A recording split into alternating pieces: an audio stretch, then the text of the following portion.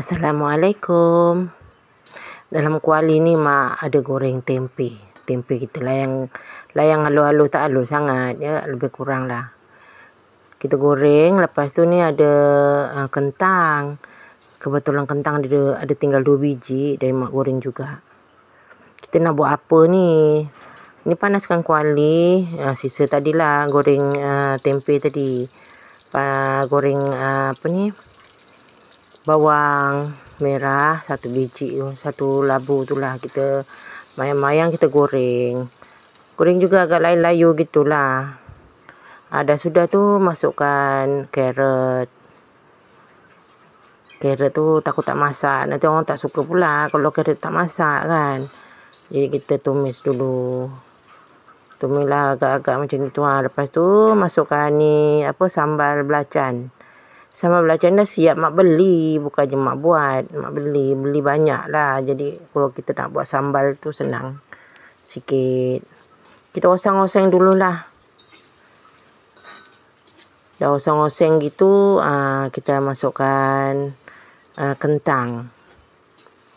Kita nak buat sambal, lupa nak cakap kita nak buat sambal apa? Kicap tempe dengan petai. Petai tu kita potong-potong itulah, belah 2 itu.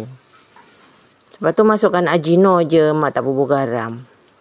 Masukkan kentang, lepas tu mak masukkan air lagi sikit bagi dia masak. Mak takut tak masak kentang ni.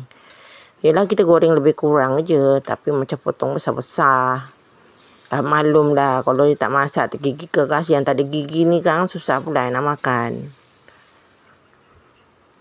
Kita masuk air sikit, kita masak lagi. Ini petai yang kita belah 2, lepas tu ada sambal tu sikit. Mak ni kan lain pesen. Sayang nak buang, kita masukkanlah sekali. Cili pun sambal hijau tu kan, tumis.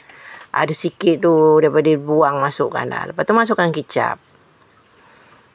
Kicap lah, lebih kurang kicap tu. Sebab tu mak tak bubur garam. Sebab kicap ni masin. Ada orang tu suka masin bubur lah garam. Mak tak mau. Lepas tu masukkan tempe goreng tadi. Kita gaul-gaul lah. Sampai serak dah. Kita gaul lebih kurang macam gitulah. Tapi yelah lebih, kalau mak ni dah cukup lah masinnya. Cukup lemak dia. Mak tak bubur sos tiram tak. Itu kicap je. Gitu ajalah. Apa bendanya lagi? Matikan api, makan. Kita makan yuk. Dengan petai sikit.